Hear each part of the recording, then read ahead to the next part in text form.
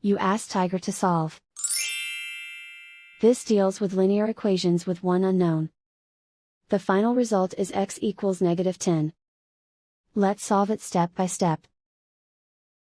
Isolate the x. Divide both sides by -4.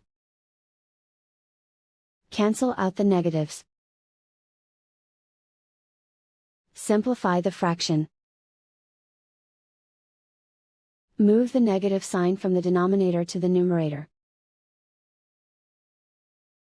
Find the greatest common factor of the numerator and denominator. Factor out and cancel the greatest common factor.